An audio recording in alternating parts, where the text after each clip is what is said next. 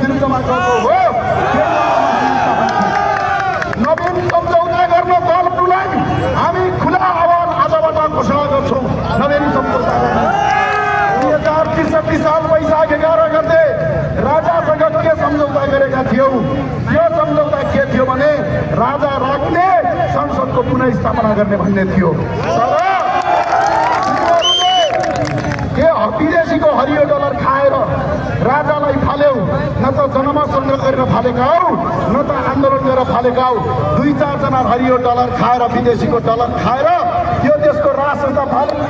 त्यही भएर मेरो अपिल छ सबै दाजुभाइ दिदीबहिनीहरूलाई, देशभरिका मान्छेलाई आज 30 वर्षका साथ भन्न चाहन्छु, नवीन सम्झौता गरेर अहिलेको संविधानमा राजा राख्नुहोस्, प्रत्यक्ष निर्वाचित कार्यकारी प्रधानमन्त्री महामहिम राष्ट्रपतिलाई मेरो अपिल छ, मेरो अनुरोध छ, अब राष्ट्रपति होइन तपाईँ प्रधानमन्त्रीको लाइनमा आउनुहोस्। यो राजा र जनता मिलेर बनाएको देश हो, यो गणतन्त्रले बनाएको देश होइन। त्यही भएर मेरा साथीहरू, म फेरि भन्न चाहन्छु, नेपालको संविधान 2072 को धारा 274ले राजा चाहिन्छ भने भन्न पाइन्छ। त्यही भएर नवीन सम्झौता गरेर राजा राख्नु हो भने तपाईहरुलाई हामी मानौला। यदि राजा राख्नु भयो भने बंगलादेश नेपाल हुन सक्छ।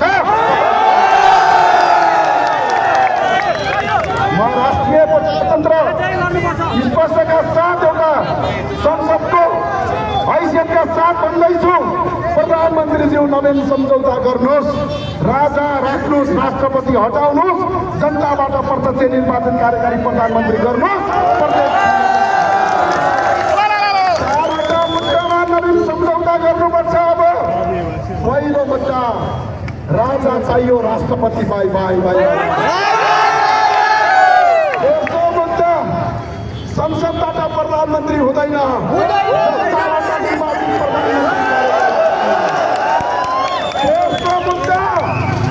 प्रदेश पाल्न सक्दैनौँ।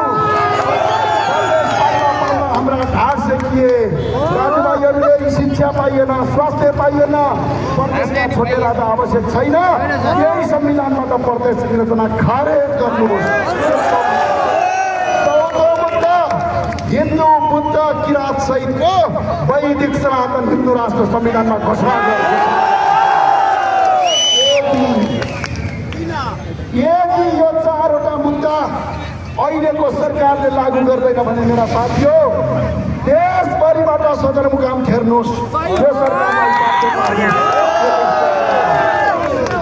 यदि सरकारलाई भन्न चाहन्छु म, तपाईहरु यो नवीन सम्झौतामा आउनु भएन। तपाईहरुले दबाब सिर्जना गर्न थाल्नुभयो भने राष्ट्रवादी साथीहरु राष्ट्रिय झण्डामा ऐक्यबद्ध भएर बंगलादेश या नहोस्, श्रीलङ्का या नहोस्, बसर असाद जस्तै देश छोडेर आज भाग्न नपरोस्। प्रधानमन्त्रीज्यू यो सामान्य कुरा होइन।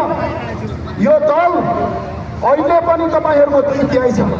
नवीन सम्झौतामा आउनुहोस्, राजा राख्नुहोस्, प्रधानमन्त्री जनताले चुन्ने हो। अहिलेको प्रधानमन्त्री तपाईँ हामीले भोट हालेको होइन, याद छ। त्यही भएर म छोड्न सके, राजा आऊ, राजा आऊ, नवीन सम्झौता गरौँ, होइन भने अब देशभरि आन्दोलन गर्न